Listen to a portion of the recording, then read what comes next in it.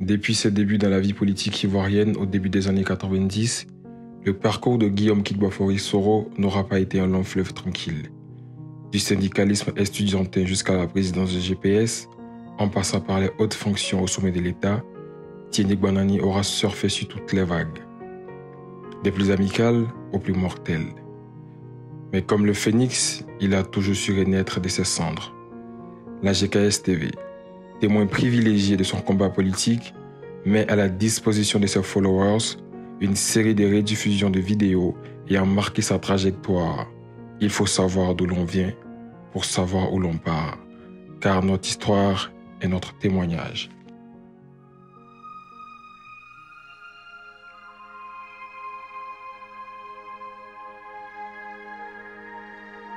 Après les agences de développement japonaises, le président Guillaume Kigbafori Soro et sa délégation sont allés à la rencontre du privé japonais. Ils ont rencontré les responsables de deux puissantes structures, à savoir Toyota et Bank of Tokyo Mitsubishi UFJ. Toyota, constructeur automobile originaire du Japon, devenu en 2008 leader mondial des ventes, le groupe a montré de grandes performances industrielles, une juste vision du long terme et une bonne rentabilité. Monsieur Naoki Fujiko, directeur général du département de Toyota Motor Corporation, a reçu des mains du président Guillaume Soro une lettre de partenariat. Monsieur l'ambassadeur, messieurs les députés, je voudrais en votre nom saluer nos amis de Toyota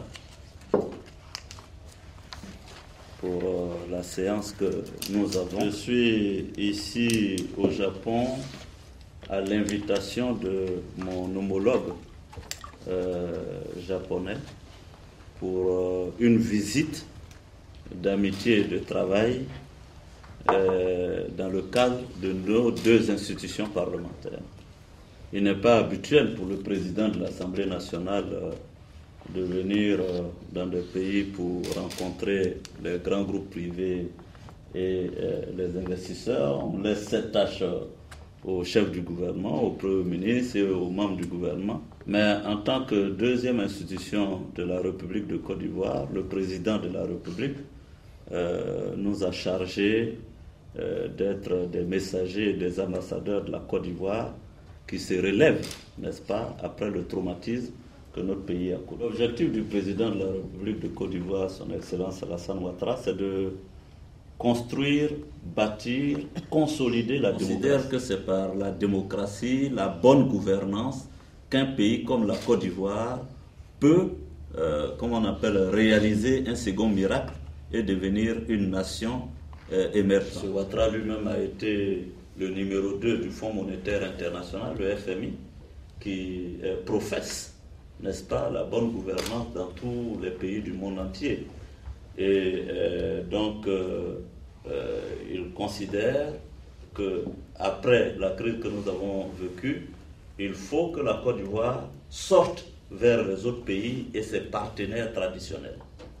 Et le président Ouattara, quand il était Premier ministre, avait déjà privilégié la direction du Japon. Il s'était rendu ici au Japon en 1992 pour renforcer les relations entre le Japon et la Côte d'Ivoire. Et c'est lui qui m'a encouragé à venir ici au Japon pour renforcer les relations entre le Japon et la Côte d'Ivoire. Et lui-même, le président Ouattara, sera au mois de juin ici au Japon pour confirmer l'intérêt de la Côte d'Ivoire pour le Japon. Donc, je verrai les grands groupes privés pour parler avec ces groupes-là, pour leur demander de venir en Côte d'Ivoire, de revenir investir en Côte d'Ivoire, parce que la Côte d'Ivoire a redémarré. Les questions de sécurité se sont améliorées. Allez sur le site des Nations Unies, vous verrez que l'indice de sécurité qui était à 4 est descendu aujourd'hui à 1, qui montre que la Côte d'Ivoire a renoué avec la sécurité. En ce qui me concerne en tant que président de l'Assemblée nationale de Côte d'Ivoire, je suis intéressé d'avoir des relations directes avec votre groupe Toyota. Je considère que Toyota est fortement représenté en Côte d'Ivoire, que l'Assemblée nationale de Côte d'Ivoire est la représentation de toute la population ivoirienne. C'est le temple de la démocratie en Côte d'Ivoire, entre Toyota et l'Assemblée nationale de Côte d'Ivoire, entre Toyota et la consolidation de la démocratie en Côte d'Ivoire. Si Toyota soutient la Côte d'Ivoire, si Toyota soutient la démocratie, si Toyota soutient l'Assemblée nationale de Côte d'Ivoire, la Côte d'Ivoire va devenir un pays émergent, la Côte d'Ivoire va être stable, les citoyens auront suffisamment d'argent et c'est Toyota qui fera de belles affaires en Côte d'Ivoire. Donc, j'ai un courrier ici que je vais vous laisser. Ce sera à vous d'apprécier ce que vous pensez bon de faire et sachez que l'Assemblée nationale de Côte d'Ivoire, par ma voix, est totalement disposée à avoir les meilleures relations avec vous et à parler de Toyota à ses représentants, aux députés et au peuple de Côte d'Ivoire. Ce sera peut-être une première dans l'histoire, mais sachez que si Toyota est en partenariat avec l'Assemblée nationale de Côte d'Ivoire, ce n'est pas seulement la Côte d'Ivoire, parce que la Côte d'Ivoire c'est la CEDEAO, c'est nous qui assumons la présidence de la CEDEAO, et la CEDEAO c'est un marché d'environ 300 millions de citoyens. Donc je lui remets ce courrier. Merci de nous avoir reçus et de nous avoir écoutés. Voici les députés. Monsieur le député Moutaye, qui a été ancien ministre de la République de Côte d'Ivoire. Madame la députée Maïmouna Touré, qui est de l'Assemblée nationale. Vous avez notre ambassadeur. Vous avez le directeur administratif et financier de l'Assemblée et mon conseiller en communication. Thank you very much. And we'll be very soon, I hope, in Abidjan.